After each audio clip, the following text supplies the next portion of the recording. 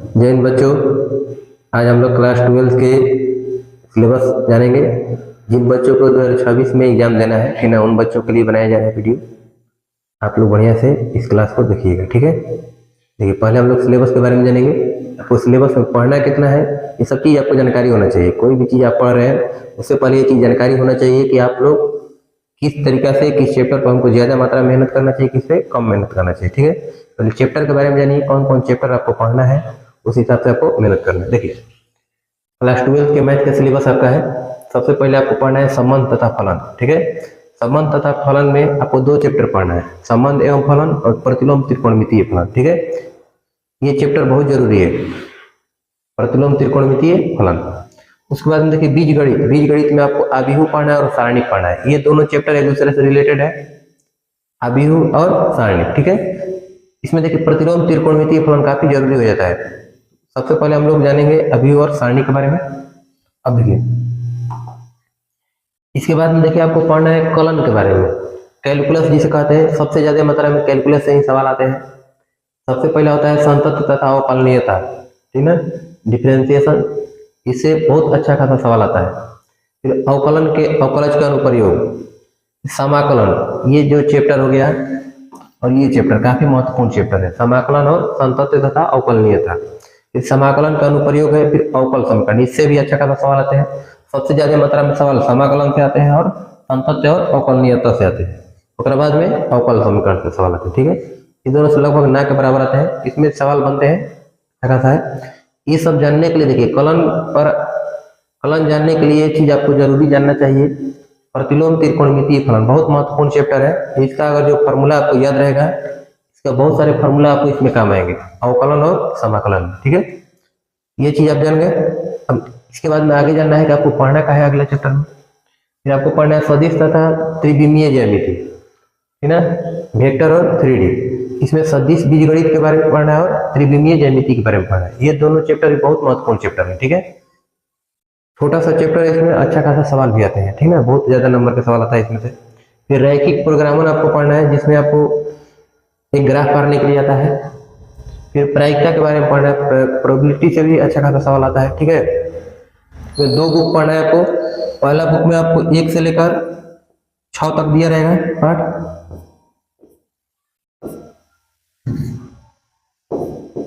पहला बुक में आपका 1 से लेकर 6 तक है, दूसरा में 7 से 13 तक है, ठीक ना। दो पढ़ना है बुक आपका। देखिए, इसमें देखिए कौन से कितना नंबर के सवाल बनता है, ठीक ना, ये देखा जाए। पहले देखिए क्लास 12 के टोटल का हुआ है, टोटल 6 मार्क्स के एग्जाम होते हैं, ठीक ना। इसमें समय कितना होता है, 3 घंटा 15 मिनट। लेकिन अब जितना एग्जाम हो रहा है उसमें 200 नंबर के सवाल रह रहे हैं, जिसमें से आपको 100 नंबर के सवाल का जवाब देना होता है। देखिए टोटल क्वेश्चन की संख्या कितना है, 100 गो ऑब्जेक्टिव रहेगा, 30 गो 2 नंबर वाला, 8 गो रहेगा 5 नंबर वाला। ये टोटल 138 प्रश्न रहेंगे। ऑब्जेक्टिव टाइप क्वेश्चन की संख्या रहता है 50 और 50 से कम 50, यानी 100 में से 50 गो का आपको जवाब देना है। शॉर्ट टाइप के क्वेश्चन आते हैं 30 गो में से आपको 15 गो का जवाब देना होता है, 15 दूनी के 30। लॉन्ग टाइप के क्वेश्चन होते हैं 8 गो में से केवल और केवल 4 गो सवाल का जवाब देना होता है, 4 5 20 नंबर के। ये टोटल आपका 100 नंबर का हो गया, ठीक है। इसमें देखिए जितना दिया है सबसे में लगभग दोगुना सवाल आता है। जैसे देखिए संबंध तथा फलन से 10 को दिया है, 100 नंबर के हिसाब से बनाया गया है, लेकिन इसमें 10 दूनी के 20 नंबर के सवाल रहेंगे। बीज गणित से 13 दूनी के 26 नंबर के रहेंगे, कलन से 40 दूनी के 80 नंबर के। ये सब पे दोगुना सवाल आते हैं, ठीक है। अब देखिए चैप्टर वाइज देखा जाए कि किसमें से कितना नंबर के सवाल बनते हैं। तो देखिए संबंध तथा फलन, पहला जो चैप्टर है उसमें से 3 गो ऑब्जेक्टिव प्रश्न बनते हैं, 1 गो 2 नंबर वाला सवाल बनता है। फिर प्रतिलोम त्रिकोणमितीय फलन देखेंगे, इसमें से 9 गो लगभग ऑब्जेक्टिव पूछेगा, 2 नंबर वाला 1 गो 5 नंबर के सवाल आते हैं। आव्यूह से भी 9 गो ऑब्जेक्टिव आते हैं, 1 गो 2 नंबर वाला। सारणिक से देखिएगा तो 3 गो ऑब्जेक्टिव आते हैं, 2 गो 2 नंबर और 1 गो 5 नंबर के सवाल आते हैं। संतत्व तथा अवकलनीयता से 13 गो ऑब्जेक्टिव प्रश्न आते हैं, 4 गो 2 नंबर के और 1 गो 5 नंबर के आते हैं। अवकलज का अनुप्रयोग, इससे 1 गो 2 नंबर के आते हैं सवाल, कभी काल ऑब्जेक्टिव में भी सवाल बनते हैं। समाकलन से देखिए सबसे ज्यादा मात्रा में 25 को सवाल पूछता है, ऑब्जेक्टिव 25 गो, 8 गो 2 नंबर वाला, 1 गो 5 नंबर वाला। बहुत महत्वपूर्ण चैप्टर है समाकलन। समाकलन जानकारी करने के लिए सबसे पहले संतत्व और अवकलनीयता को जानना जरूरी है। उससे पहले प्रतिलोम त्रिकोणमितीय फलन, उसके बाद आप समाकलन अच्छी तरह से समझ पाइएगा, ठीक है। समाकलन का अनुप्रयोग से एक क्वेश्चन आता है 2 नंबर के। आगे देखेंगे, फिर आपका है अवकल समीकरण। अवकल समीकरण से भी अच्छा खासा सवाल बनते हैं। 6 गो ऑब्जेक्टिव बनते हैं, 2 नंबर का और 5 नंबर। बहुत महत्वपूर्ण चैप्टर है ये भी है। सदिश बीजगणित, इसमें से देखिए 14 गो ऑब्जेक्टिव पूछता है, 3 गो 2 नंबर का और 5 नंबर का। बहुत बेहतरीन चैप्टर है। त्रिविमीय ज्यामिति, इसमें से 12 गो सवाल ऑब्जेक्टिव आते हैं, 3 गो 2 नंबर के, 5 नंबर का कभी वेक्टर में से पूछते हैं तो कभी 3D में से पूछता है। ठीक है। अब देखिए रैखिक प्रोग्राम में 3 गो ऑब्जेक्टिव सवाल आते हैं, 1 2 नंबर का, 5 नंबर के। दोनों लगभग ग्राफ ही रहते हैं, एक भी ग्राफ आता है, ये भी ग्राफ आता है, 5 नंबर के आता है। प्रायिकता से देखिए 3 गो ऑब्जेक्टिव सवाल आते हैं, 1 2 नंबर के और 5 नंबर के। सब बहुत महत्वपूर्ण चैप्टर है। ठीक है। उम्मीद है कि सबके बारे में आपको जानकारी होगा कि कौन से कितना नंबर के सवाल पूछते हैं, उसी हिसाब से आपको मेहनत करना चाहिए। जिसमें ज्यादा मात्रा में है सवाल, ज्यादा मात्रा पूछते हैं, उससे आपको ज्यादा मात्रा में मेहनत करने की जरूरत होती है। ठीक है। अच्छा स्कोर करने के लिए हालांकि सभी चैप्टर पढ़ना उतना ही जरूरी है जितना आप पहला चैप्टर पढ़िएगा। ठीक है। पहला दूसरा, लेकिन 1 से लेकर 13 तक जितना पढ़िएगा टोटल पढ़ना आपके लिए जरूरी है। लेकिन अब आखिरी समय में रहता है कि अगर आपको सिलेबस जानकारी हो तो कौन चैप्टर पर हमको ज्यादा मात्रा में मेहनत करना चाहिए, सब चीज आपको जानकारी होती है। ठीक है। ये सब चीज आपको इसलिए बताया गया है कि आखिरी समय में आप इस चीज पर फोकस कीजिएगा, चाहे शुरू से भी फोकस कीजिएगा कि कौन चैप्टर हमको ज्यादा मात्रा में थोड़ा मेहनत करना चाहिए। ठीक है। उम्मीद है सबके बारे में आपको सही जानकारी हो गया होगा। अब देखिए हम लोग शुरुआत करेंगे, आपका बीजगणित से शुरुआत करेंगे। ठीक है ना। देखिए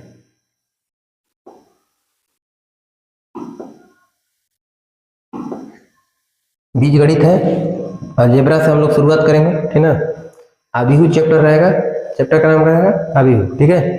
मैट्रिक्स से हम लोग स्टार्ट करेंगे, मैट्रिक्स के बाद में पढ़ेंगे सारणी, सारणी के बाद में पढ़ेंगे प्रतिलोम त्रिकोणमितीय फलन। ठीक है। हम लोग शुरुआत आज करेंगे अभिहु से। ठीक है। चलिए देखा जाए।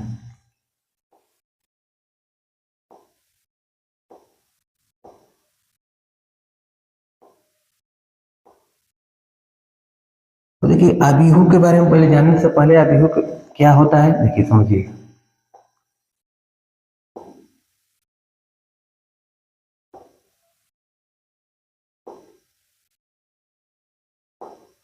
अभिहु जो होता है,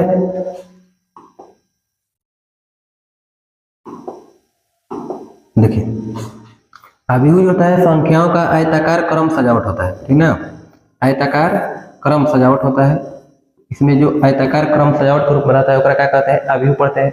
अब रही बात की देखिए समझिए ध्यान, अगर ये अंक लिखा रहता है 6 7 8 5, मान लीजिए कोई अंक लिखा हुआ है। ठीक है। जो भी अभिहु रहेंगे वो आयताकार क्रम सजावट रूप में रहता है। आयत को मतलब समझते हैं जिसमें लंबाई एवं चौड़ाई हो, उसी प्रकार से इसमें भी रहता है। अब इस प्रकार का कभी नहीं क्रम बन सकता है 3 2 8, आयताकार नहीं बन पा रहा है। ठीक ना। हमेशा कैसा रहना चाहिए, आयताकार क्रम सजावट रहना चाहिए। और देखिए समझिए इसमें बढ़िया थोड़ा समझिएगा।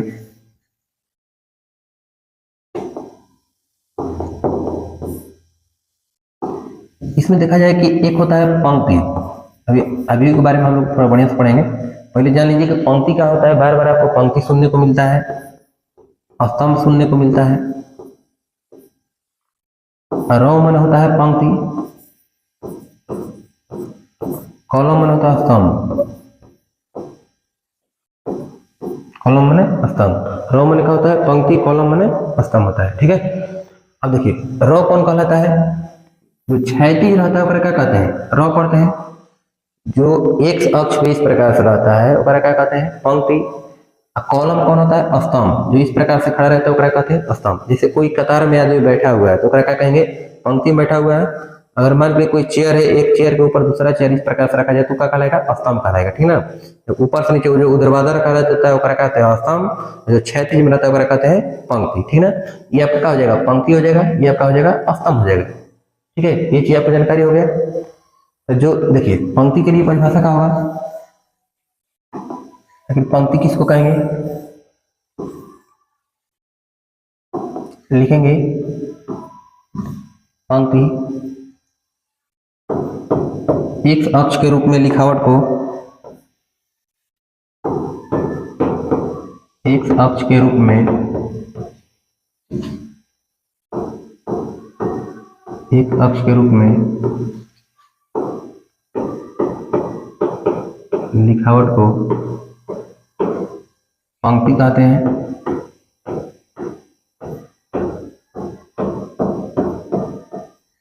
एक्स अक्ष के रूप में लिखावट को पंक्ति कहते हैं, ठीक ना। एक्स अक्ष के रूप में लिखावट को पंक्ति कहते हैं। देखिए इस रूप में लिखावट रहेगा तो क्या कहेंगे, पंक्ति लगाएंगे। इस रूप में रहेगा तो क्या कहेंगे, पंक्ति पढ़ेंगे। अब देखिए स्तंभ कौन कहलाता है, स्तंभ किसे कहते हैं, तो वाई अक्ष के रूप में लिखावट को, वाई अक्ष के रूप में लिखावट को वाई अक्ष के रूप में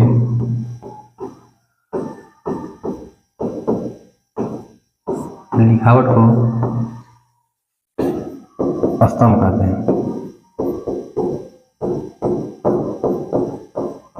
है ना। जो लिखावट आपका वाई अक्ष के रूप में रहेगा वगैरह क्या कहेंगे, स्तंभ पढ़ेंगे। जो एक्स अक्ष के रूप में लिखावट रहेगा वगैरह पढ़ते हैं पंक्ति, ठीक ना।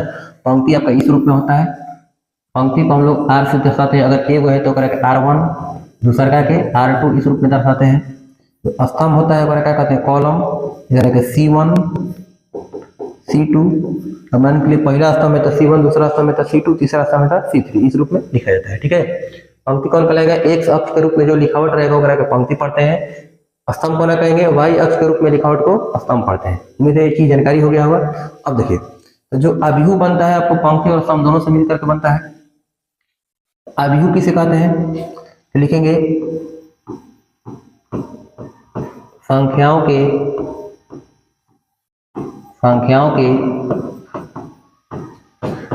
आयताकार क्रम सजावट को, संख्याओं की आयताकार क्रम सजावट को अभिहु कहते हैं, अभिहु कहते हैं। अभिहु को इंग्लिश में मैट्रिक्स कहते हैं, ठीक ना, इंग्लिश में मैट्रिक्स कहते हैं। संख्याओं के आयताकार क्रम सजावट को क्या कहते हैं, अभिहु कहते हैं। तो देखिए अभिहु का जो संकेत होता है, अभिहु का संकेत क्या होता है समझिएगा। अभिहु का संकेत, अभिहु के संकेत का चिन्ह होता है इस प्रकार से, क्या कहते हैं, दीर्घ कोष्ठक, एक होता है आपका लघु कोष्ठक, एक कहते हैं दोहरे दंड, ठीक ना। देखिए अगर सिंगल रहेगा तो सारणिक चिन्ह हो जाएगा, ठीक ना। दोहरे दंड करेगा पढ़ते हैं, यहाँ पर क्या हो जाएगा, दीर्घ कोष्ठक हो जाएगा,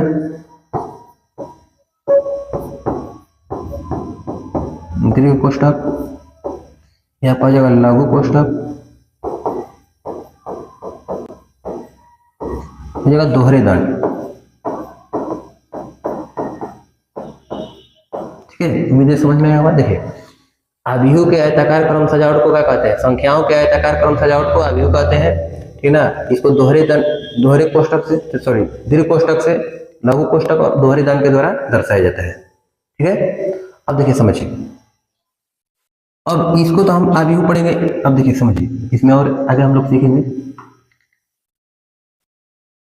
जो अभिहु होते हैं, नोट में लिख लीजिएगा। जो अभिहु होते हैं, अभिहु को हमेशा बड़े अक्षर से दर्शाते हैं, बड़े अक्षर से दर्शाया जाता है। अभिहु को बड़े अक्षर से दर्शाया जाता है। जैसे देखिए इसमें ए हो गया, ए बराबर इसे दिया रहेगा 2 3 5 7, हमको क्या हो गया, कैपिटल लेटर से हमेशा दर्शाया। जैसे ए बराबर दिया हुआ, जैसे बी बराबर दे दिया, A B C D E F, इस प्रकार से, ठीक ना।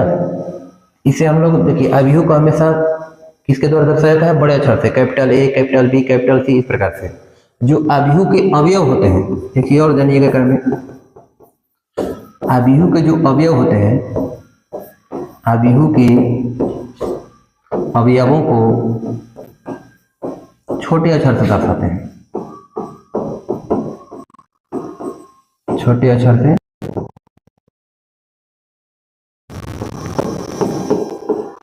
ठीक ना। अवयव होते हैं बराबर छोटे अक्षर से दर्शाते हैं। देखिए जैसे मान के लिए कि डी बराबर दिया है ना, जितना एक हम लिखेंगे A B C M N O, ठीक है। जो अवयव रहता है, अवयव को हमेशा किससे दर्शाते हैं, छोटे अक्षर से दर्शाते हैं। जो एकरा में अभिहु जो होता है ओकरा के बड़े अक्षर से दर्शाते हैं।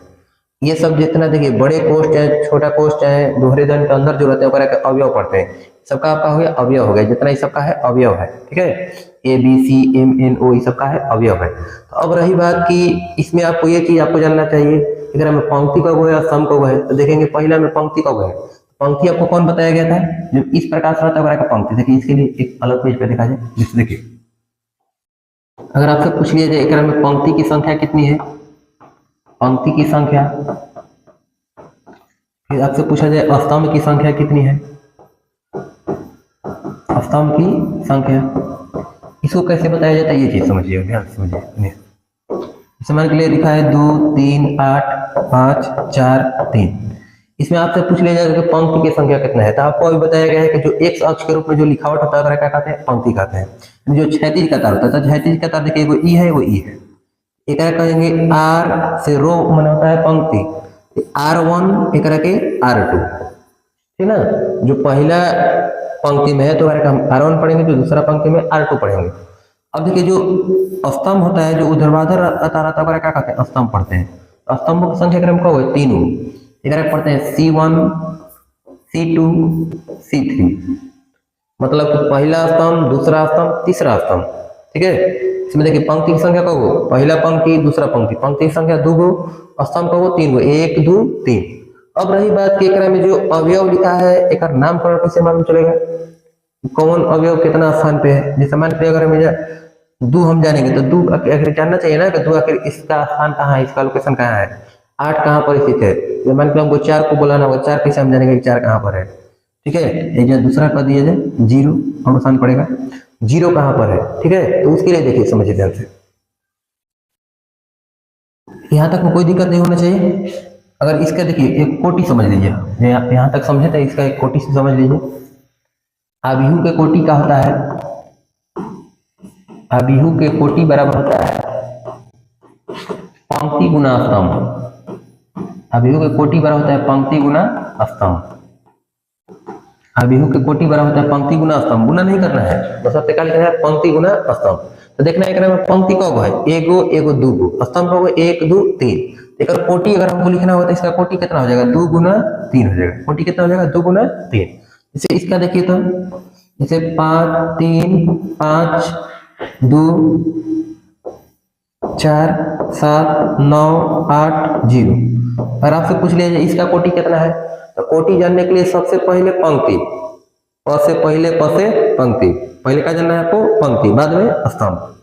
कभी भी कोटि लिखने के लिए आएगा प से पहले प से पंक्ति, पहले होता है पंक्ति, बाद में होगा स्तंभ। केवल जानने के लिए, कहीं कंफ्यूजन ना हो आपके लिए, उसके लिए देखिए पहले होता है पंक्ति। देखिए एगो पंक्ति है, 2 गो है, 3 गो है, 4 गो है। तो पंक्ति की संख्या कब हुई, 4 गो। स्तंभ कब है, एगो है, एगो 2 गो। तो कोटि बराबर का होता है पंक्ति गुना स्तंभ। तो पंक्ति क्रम कब है, 4 गो है, स्तंभ कब है 2 गो, तो 4 गुना 2।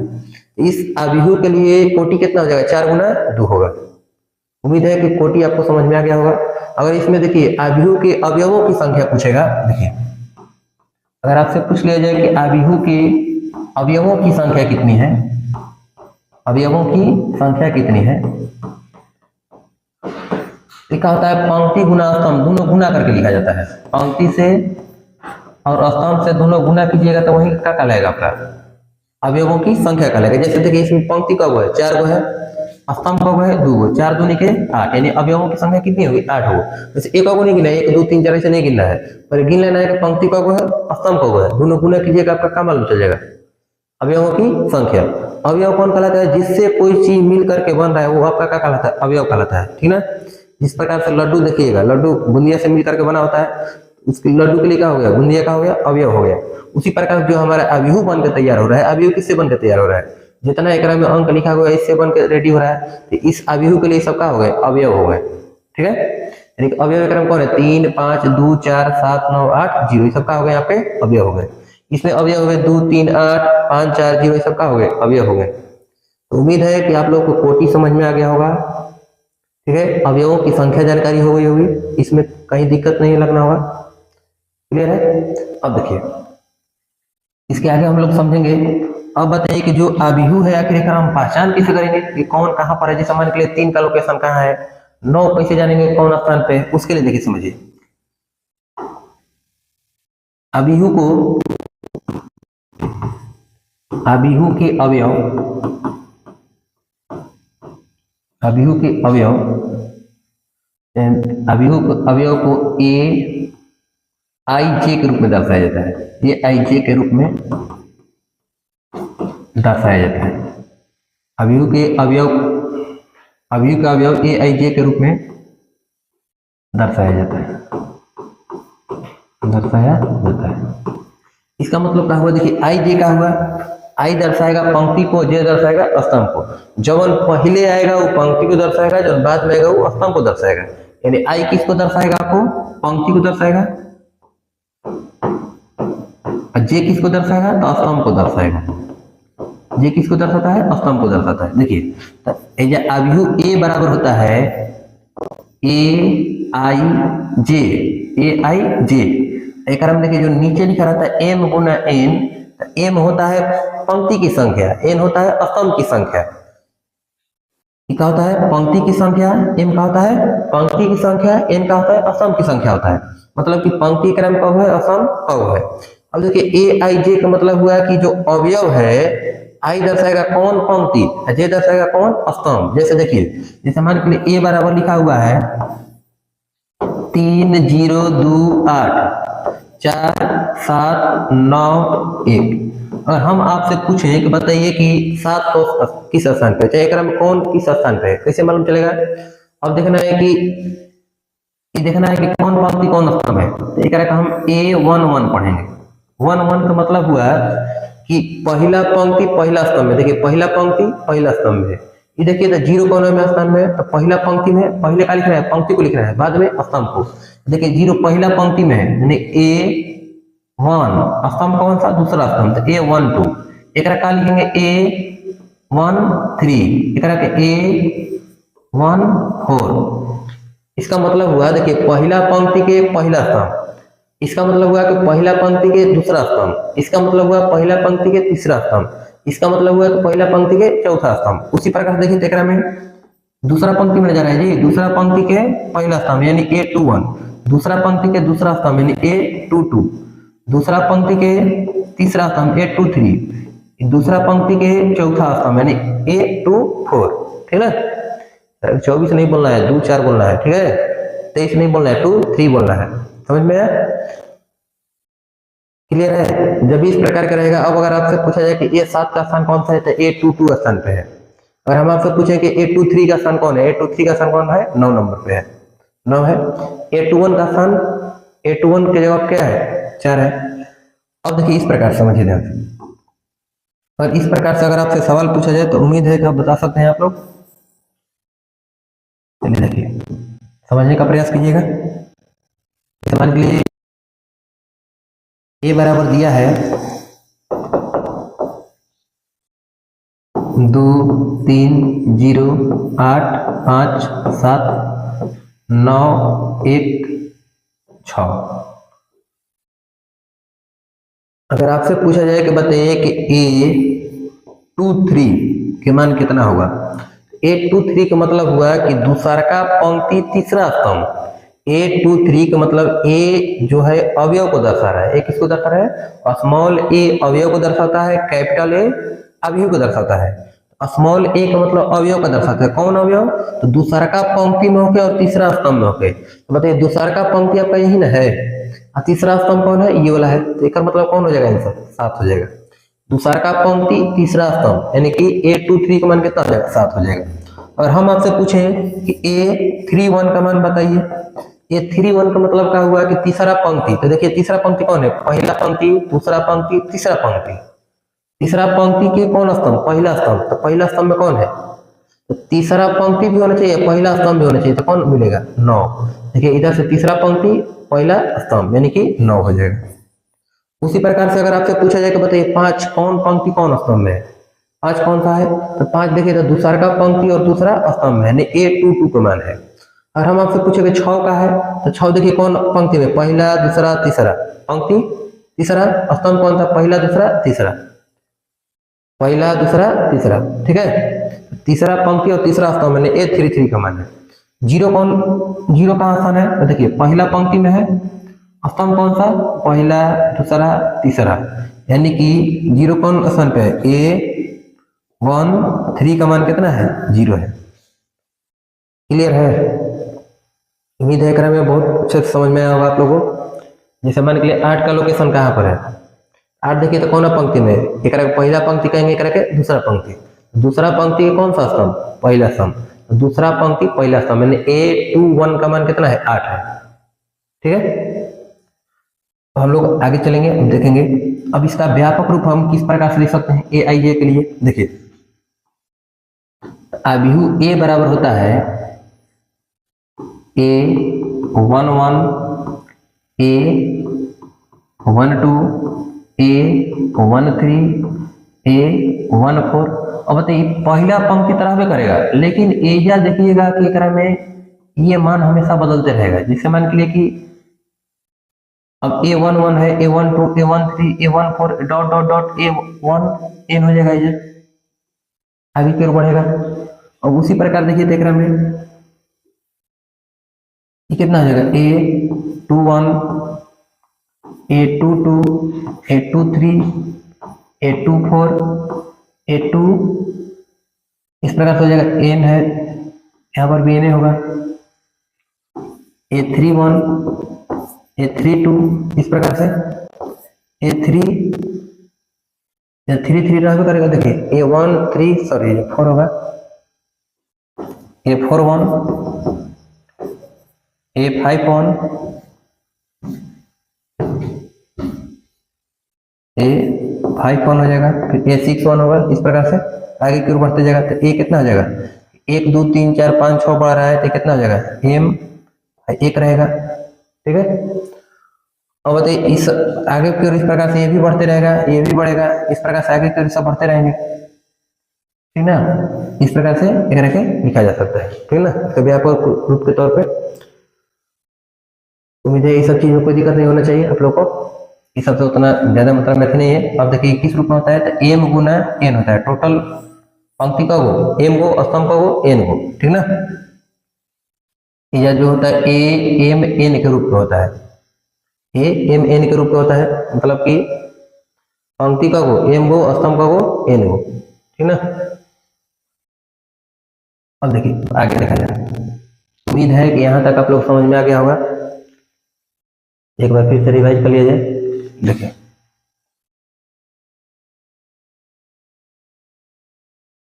यहाँ से हम लोग स्टार्ट किए थे, एक्स अक्ष के रूप में लिखावट को पंक्ति कहते हैं, एक हम लोग R1 R2 R3 इस प्रकार से लिखते हैं। स्तंभ किसे कहते हैं, वाई अक्ष के रूप में जो लिखावट रहेगा वो स्तंभ कहते हैं, ठीक है। आपको देखिए ये क्या हो गया, स्तंभ के रूप में है, ये क्या है, पंक्ति के रूप में, ठीक ना। इस प्रकार से क्षैतिज रहेगा तो पंक्ति कहेंगे, ऊर्ध्वाधर रहेगा तो स्तंभ पढ़ेंगे। अब देखिए अभियु किसे कहते हैं, तो संख्याओं के आयताकार क्रम सजावट को क्या कहते हैं, अभियु कहते हैं। अभियु के जो संकेत होते हैं इस रूप में होते हैं, दीर्घ कोष्टक, लघु कोष्टक, दोहरे दंड होते हैं, ठीक है। इसके बाद में देखिए अभियु को हमेशा बड़े अक्षर से दर्शाया जाता है, कैपिटल लेटर से हमेशा दर्शाया जाता है। जो अभियु के अवयव जो होते हैं हमेशा छोटा अक्षर से दर्शाया जाता है, ठीक है। अवयव कौन कहलाते हैं, जो अभियु जो रहते हैं, जो बड़ा कोष्ठ छोटा कोष्ठ हो चाहे दोहरे दंड के हो, उसके जितना बीच में रहेगा क्या कहेंगे, अवयव पढ़ेंगे। अवयव से ही मिल करके क्या बनता है, कोई एक अभियु बनता है, ठीक है। पंक्ति की संख्या और स्तंभ की संख्या कैसे ज्ञात करते हैं, देखने कि पंक्ति कब है, जैसे एगो दूगो पंक्ति है, दूगो स्तंभ 1 2 3। तो हमेशा जब कोटि लिखा जाता है तो पंक्ति गुना स्तंभ लिखा जाता है। कोटि क्या होता है, पंक्ति गुना स्तंभ, यानी कि प से पंक्ति, यानी पहले पंक्ति बाद में स्तंभ। पंक्ति की संख्या गुना स्तंभ की संख्या क्या होता है, कोटि कहलाता है। इसमें अवयवों की संख्या आपको गिनना होगा, तो कितना पंक्ति है कितना स्तंभ है दोनों से गुना कर दीजिएगा, आपको अवयव की संख्या जानकारी हो जाएगी। उम्मीद है ये तक क्लियर है। अब इसके आगे देखिए अभियु के जो अवयव होते हैं AIJ के रूप में लिखा जाता है। आई किसको दर्शाता है, पंक्ति को, मैंने कौन सा पंक्ति है, जे किसको दर्शाता है, स्तंभ, यानी कि कौन सा स्तंभ है, मैंने जो अवयव है किस पंक्ति किस स्तंभ में, ये चीज को आपको दर्शाता है। तुरंत बताए A11 A12 A13 A14 इस प्रकार से होता है, A21 A22 A23 A24, ये सब चीज आप लोग समझा दिया गया है। ये बराबर होता है AIJ M गुना N के रूप में होता है, जो अभी होता है इस रूप में होता है, ठीक ना। ये सब चीज भी बताया है कि देखिए 3 का लोकेशन कहाँ है, तो देखिए पहला पंक्ति और दूसरा स्तंभ यानी कि A12। इसमें देखिए तो एक कहाँ पर है, तो देखिए तीसरा पंक्ति, पहला दूसरा तीसरा पंक्ति, कौन सा स्तंभ, पहला दूसरा स्तंभ, यानी कि पहले का लिखना है, पंक्ति लिखना है तो पंक्ति कौन सा, तीसरा, स्तंभ कौन सा, दूसरा। तो 1 3 2 का मान कितना है, 1 है। उम्मीद है यहाँ तक आप लोग को अच्छी तरह से समझ में आया होगा। ठीक है, इसके बाद हम लोग पढ़ेंगे अभियोग कोटि, समझ में आ गया, इसका प्रकार भी समझ में आ गया। अब हम लोग अभियोग के प्रकार देखेंगे। देखिए अभियोग के प्रकार कौन कौन से होते हैं। पहला आप लोगों को पढ़ना है पंक्ति अभियोग। कौन सा अभियोग, पंक्ति अभियोग। देखिए समझिएगा, पंक्ति अभियोग कौन कहलाता है, जिस अभियोग में केवल एक पंक्ति होकर क्या कहते हैं, पंक्ति अभियोग। जिस अभियोग में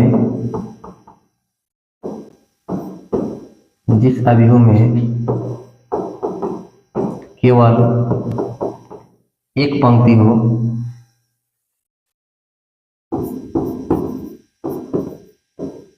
जिस अभियोग में केवल एक पंक्ति हो, जिस अभियोग में केवल एक पंक्ति हो उसे पंक्ति अभियोग कहते हैं, पंक्ति अभियोग कहते हैं।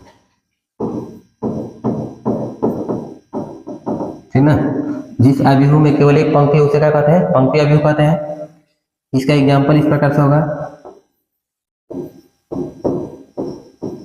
इसमें कौन पंक्ति है, केवल एक पंक्ति, क्या कहेंगे, पंक्ति अभियोग कहेंगे। ठीक ना, इसका कोटि कितना हो जाएगा, तो कोटि में देखिए पंक्ति कब रहेगा, पंक्ति हमेशा एक रहेगा, स्तंभ कब रहेगा, n को, यानी 1 गुना n के रूप में होगा। ठीक है, अब देखिए दूसरा इसमें पढ़ना है आपको स्तंभ अभियोग। आगे पढ़ना है आपको स्तंभ अभियोग। दूसरा हम लोग का लिखेंगे स्तंभ अभियोग,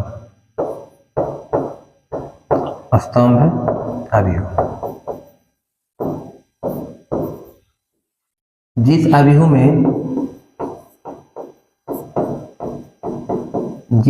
में केवल एक स्तंभ हो, में केवल एक स्तंभ हो उसे स्तंभ अभियोग कहते हैं, स्तंभ अभियोग कहते हैं। जिस अभियोग में केवल एक स्तंभ हो उसे क्या कहते हैं, स्तंभ अभियोग कहते हैं। ठीक ना, इसका एग्जाम्पल देख लीजिए। इसमें केवल क्या रहना चाहिए, एक स्तंभ रहना चाहिए, जैसे 3 2 8। इस प्रकार से क्या हो गया, एक केवल एक स्तंभ रहेगा, इसका क्या कहेंगे, स्तंभ अभियोग कहेंगे। इसका कोटि कितना होगा, कोटि का मतलब होता है पंक्ति गुना स्तंभ। तो पंक्ति का होगा 1 2 3 4, पंक्ति का होगा आगे बढ़ते रहेगा, लेकिन स्तंभ कब रहेगा, एक ही रहेगा, यानी कि पंक्ति की संख्या बढ़ती रहेगी, यानी m गुना स्तंभ कब रहेगा, एगो। तो m गुना 1 कोटि को होता है। ठीक ना, इसका कोटि कितना होता है, m गुना 1। अगला देखा जाए, एक और प्रकार देखेंगे हम लोग, वर्ग अभियोग। वर्ग अभियोग, ठीक ना। तीसरा आपका है वर्ग अभियोग।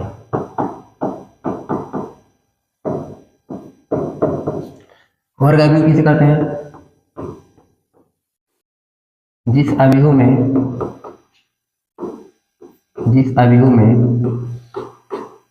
पंक्ति की संख्या एवं स्तंभ की संख्या,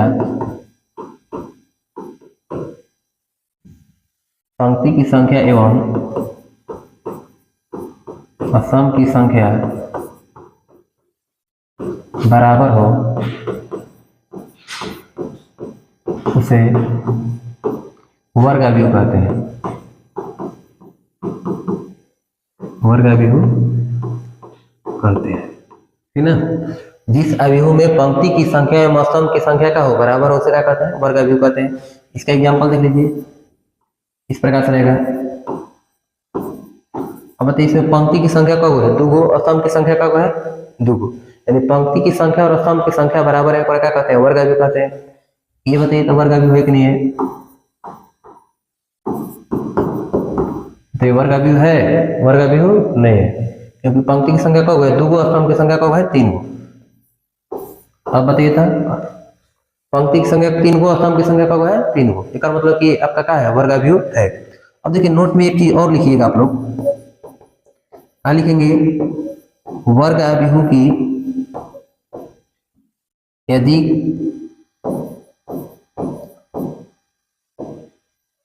ये एक वर्ग अवयव हो तो, ये एक वर्ग अवयव हो तो ए बराबर ए आई जे, जो m गुना n होता है, ठीक ना, m गुना n हो तो m बराबर का होता है कितने, n के, m बराबर का होता है n। कई बार एग्जाम में सवाल पूछा हुआ है कि यदि a एक वर्ग अवयव हो तो ए आई जे बराबर m गुना n हो, तो m और n के बीच में किस प्रकार का संबंध होता है, तो m और n दोनों का होते हैं बराबर होते हैं, यानी कि पंक्ति की संख्या एवं स्तंभ की संख्या दोनों का होती है बराबर होती है। ठीक है, उम्मीद है इतना चीज समझ में आया होगा। ठीक है, अब कल से हम लोग, उम्मीद है इतना चीज आप लोग बढ़िया समझ में आएगा। ठीक ना, कल से हम लोग इसके अगले भाग को देखेंगे। ठीक ना।